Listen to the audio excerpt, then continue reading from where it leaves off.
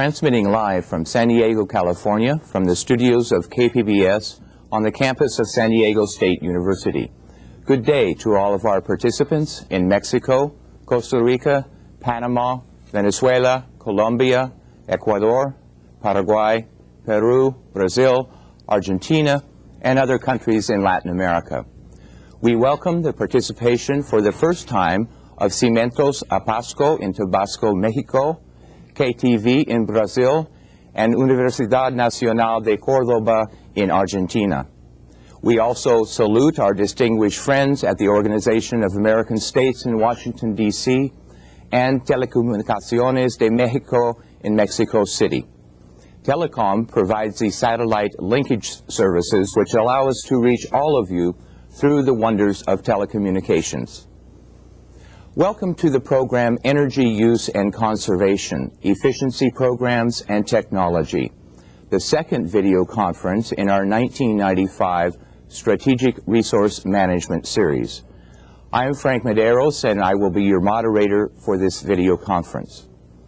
We would like to remind the coordinators at each receive site to collect the attendance sheets for your site and to return them to the International Training Center as soon as possible. At this time, you should also return to us a list of names of participants interested in obtaining the certificate or diploma for this series of programs. This program is composed of 2 presentation modules and 2 question and answer sessions. We very much look forward to your live participation, as this interaction is a very important element in what we are trying to accomplish together. Today's program is very significant given today's global realities. The competitiveness of current industrial and service organizations is based on the efficient management of inputs and the strategic resources needed for basic business operations. There is no doubt that in today's world, the efficient administration and conservation of energy is an extremely important strategic resource that we must all understand and master. Energy is intimately related to the environment and to the operational logistics of practically all modern productive activity. The technologies and new approaches available to produce and consume the various energy resources that we know, from non-renewable coal, oil, and natural gas to renewable alternate sources such as solar, geothermal, and others, must now be familiar and common knowledge to managers and decision makers committed to raising the competitive level of their organizations. The global and regional trends of supply availability and demand consumption must now follow different paths due to current realities of the worldwide economy and globalization of previously national or regional interests. The strategy today must be to reduce demand and to make consumption processes more efficient. The electrical power sector, as we will see, is particularly important in this regard. This video conference will present a global overview of energy resources, an integrated systems approach and effective management techniques to be employed, basic statistics from selected industrialized and developing countries, the mutual benefits to producers of electrical power and to commercial, industrial, and residential users, new methodologies of energy auditing, and the role of the public and private sectors in the regulatory and developmental aspects of this key energy sector. It is my pleasure to present to you now our expert speakers for this session, Dr. Alan Sweedler and Mr. Jesse Sandoval, and to our invited panelists, Mr. Douglas Oglesby. Welcome to all of you.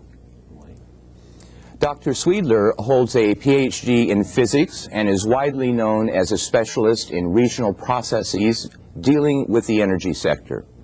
He is the director of the Energy Studies Center at San Diego State University, where he is also in charge of various projects related to the development of alternate sources of energy and macro-regional evaluation of energy flows, particularly along the U.S.-Mexico border.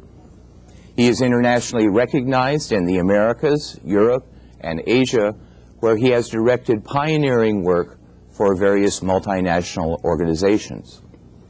Mr. Jesse Sandoval is a specialist in the evaluation of new electrical power markets and the conservation efficiency of consumption projects in the Southwest region.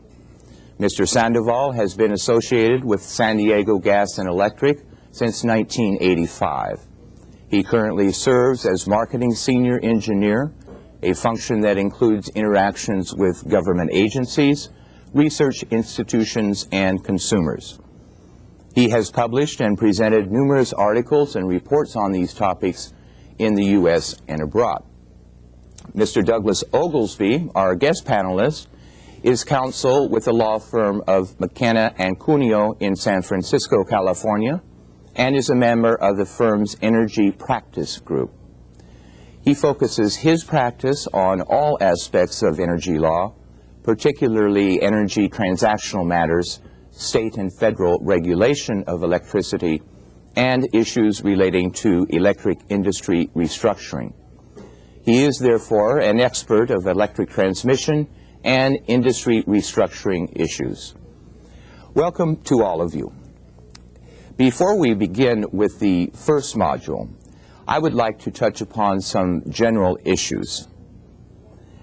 The first might be, what are the current trends in the United States related to electric industry restructuring? In other words, why restructure?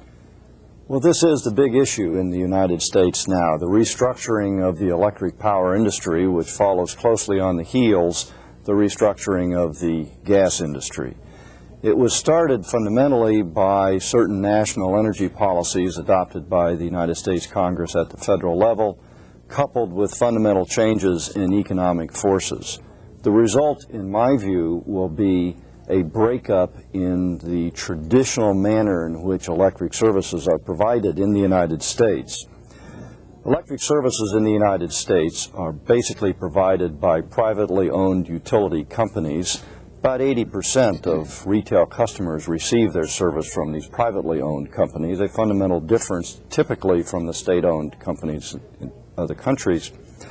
But these utilities typically own their own generation and then transmit that generation from their generator to their load centers and then distribute the power to their own retail customers. Now, what has happened is that this natural monopoly is breaking up.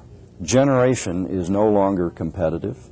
These utilities are being required to open their transmission systems so that they will transmit power for competitors, and many of their customers are now shopping around for cheaper supplies of energy rather than their host utility.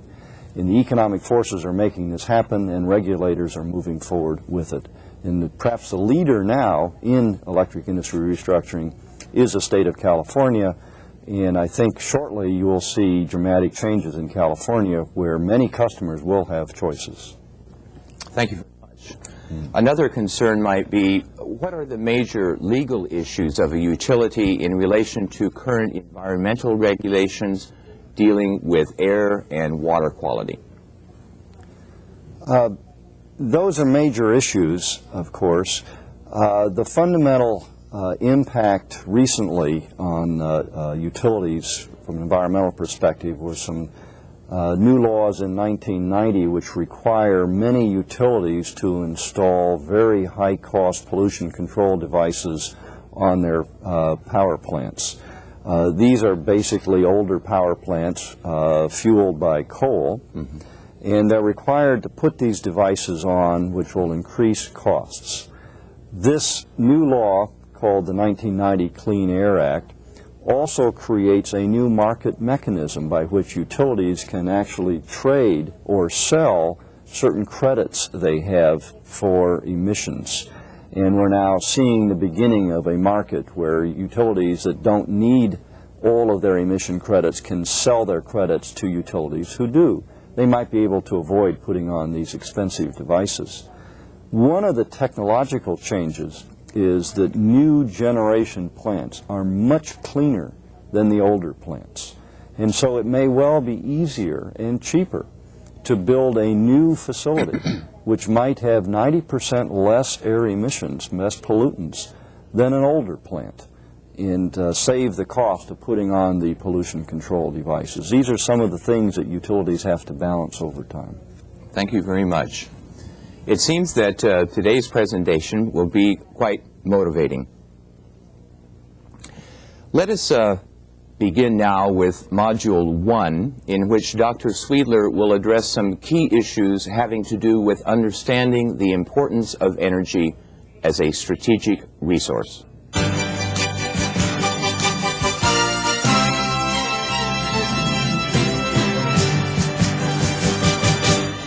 Thank you, Frank. It's a pleasure to be here today to talk to you about energy, where it comes from, how it is used, who uses it, how much it costs, its impact on the environment, and of course ways to use it efficiently. An adequate supply of reasonably priced energy is indispensable for the survival of every modern society.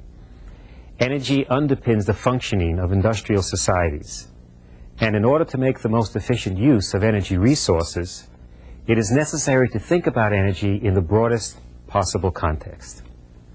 This means that to understand energy, one has to understand the distribution and technologies of extracting natural resources, particularly the three main fossil fuels: coal, oil, and natural gas.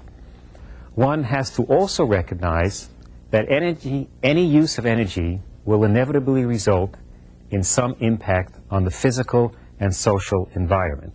Thus, one has to take into account the environmental, health, and social consequences of energy use. It costs a great deal of money to build and operate the energy infrastructure of modern societies. To understand energy, one has to understand, therefore, capital formation, cost-benefit analysis, and different financing mechanisms. It's clear that no one person can be expert in all aspects of energy use. This means that using energy effectively requires the cooperation and talents of engineers, scientists, financiers, managers, administrators, educators, and ordinary citizens. It also requires close cooperation between government, private, and nonprofit sectors. Let's first look at how energy has been used during the last 100 years. Looking at graphic number 1 in the appendix of your participant manual, beginning on page 73, we see that the rate of primary energy use and the relative contribution of different sources reflect both the evolution of technology and the growth of the human population. Coal gradually replaced wood in the furnaces that fueled the Industrial Revolution of the late 19th and early 20th centuries. The rapid rise of oil after the Second World War reflects the rise of mass transportation that occurred at that time. And the growth of electricity in the late 1960s parallels the rise of service-oriented companies. Of course, it is people that ultimately use energy resources, and the increase of energy is indeed correlated to the growth of the human population, which we see in this graphic. The current world population is about 5.2 billion, which will probably rise to over 8 billion in the next 20 years, if the present trends continue. The Earth's population will probably double sometime in the middle of the next century. Energy usage is not uniformly distributed around the globe. Some countries use much more energy and energy per capita than others, as we see in graphic number 2 in the appendix of your print package. In the United States and Canada, the average citizen used the equivalent of 40 barrels of oil in 1988. The average citizen in Mexico used only about 8, while in Nigeria the average person used only about 2, mostly in the form of traditional fuels. We also see here that high energy use per capita is not a necessary condition for an advanced economy. West Germany and Japan use almost half the energy per capita as the United States, yet are very advanced economies. The primary reason for this is that these countries use energy more efficiently than the United States and Canada, mostly in the transportation sector. The world energy system is dominated by the use of three fossil fuels: oil, coal, and natural gas, as we see here. 87% of the world's energy was derived from these fuels in 1992. Oil accounted for the largest share, accounting for 37%, followed by coal and natural gas. It is clear that modern civilization is totally dependent on fossil fuels for its very existence. Although great advances have been made in the development of non-fossil fuel technologies, most projections indicate that for quite some time into the future, the world will still be utilizing non-renewable fossil fuels as its primary source of energy.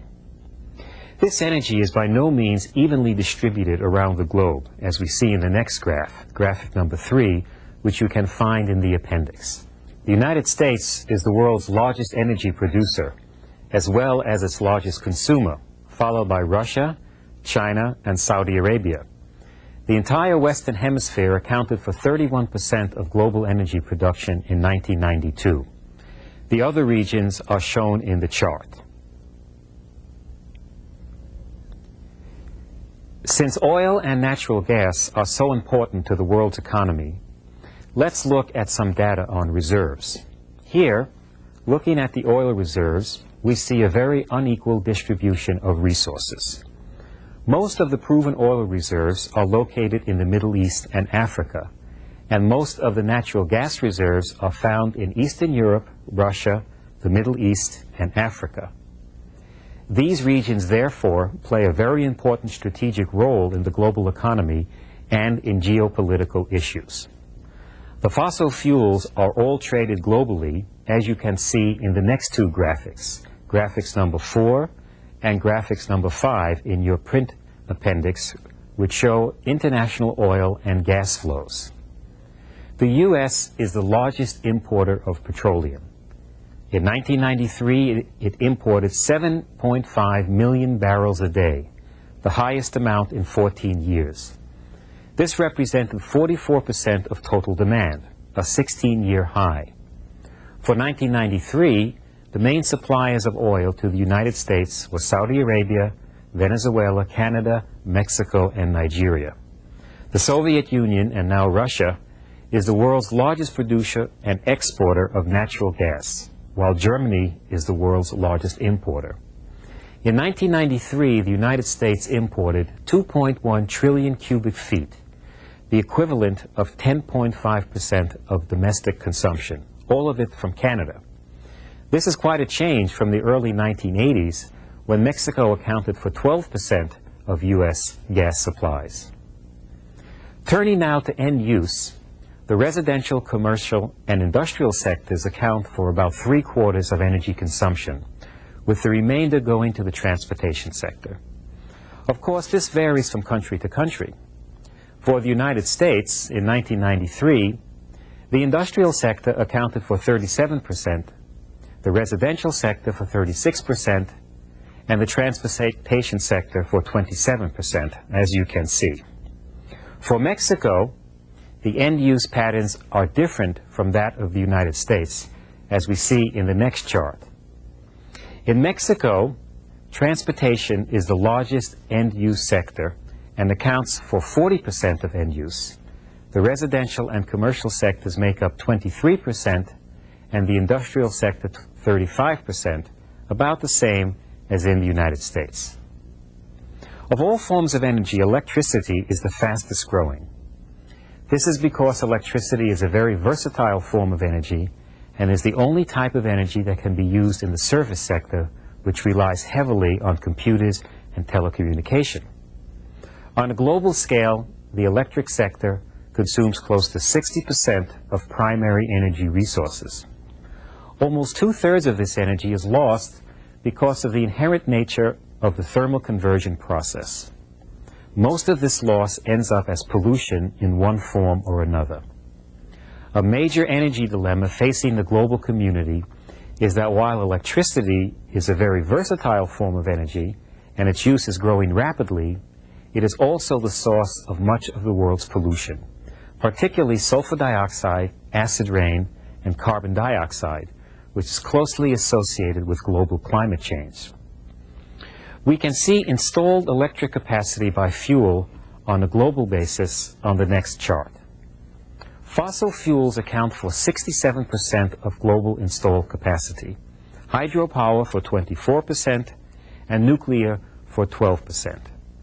Only a very small fraction, 0.4%, is generated by geothermal, solar, biomass, wind, and other renewable sources of energy. The primary fuel input into the electric sector varies from country to country. In the United States, for example, coal accounts for 55%, nuclear for 23%, hydro for 8%, and oil for only 3%. Geothermal and renewable forms of energy supplied only 0.6% in 1992. Mexico, by contrast, uses oil as its primary energy source for the generation of electricity. Although the majority of countries rely primarily on fossil fuels for the generation of electricity, there are some notable exceptions. France, for example, supplies 72% of its electricity from nuclear power, and Japan 24%.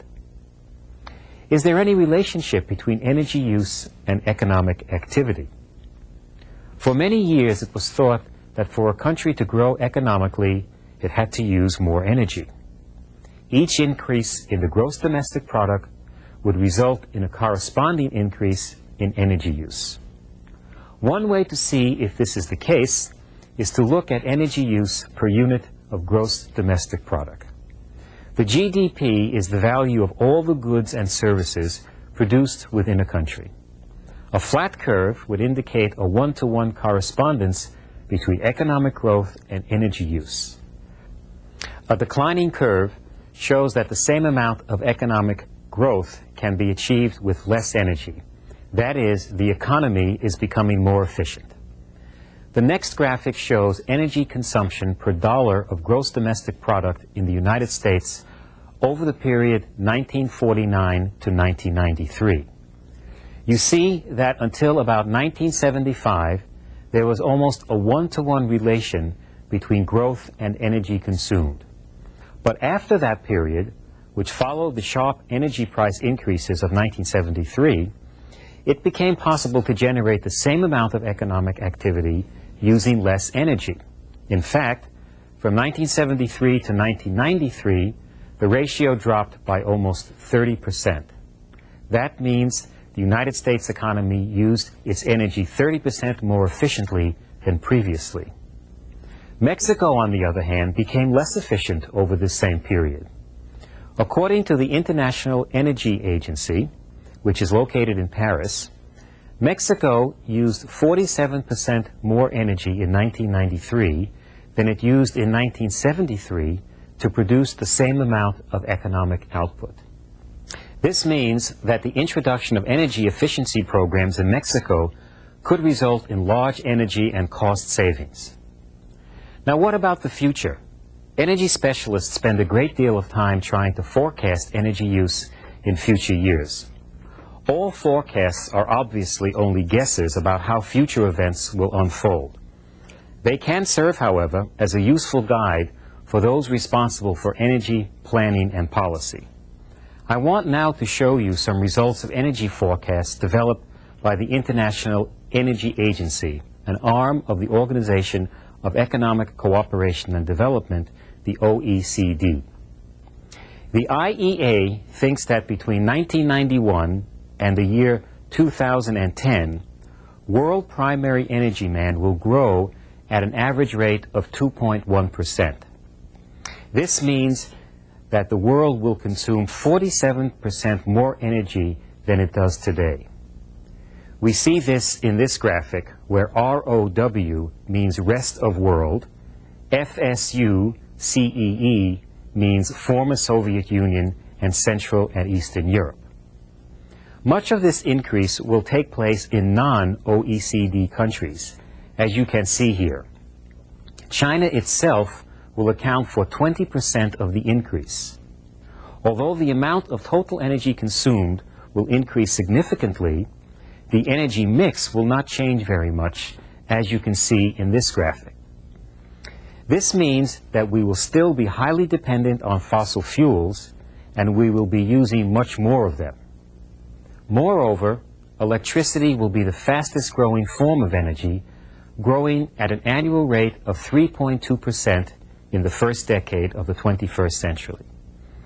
An additional 1,455,000 million watts of capacity will be added to the world system by the year 2010, with close to 60% of that taking place in non-OECD countries. Electricity generation in South America will continue to be predominantly from hydroelectric sources, while China, South Asia, and East Asia will continue to use mainly coal. In the United States, although coal will still be a major primary fuel for electric generation, cleaner burning natural gas will begin to displace coal as a fuel of choice for power generation. Growing use of energy, particularly the fossil fuels, will result in greater emissions of carbon dioxide, as we see in the next chart. These greater emissions could have a dramatic effect on global climate change.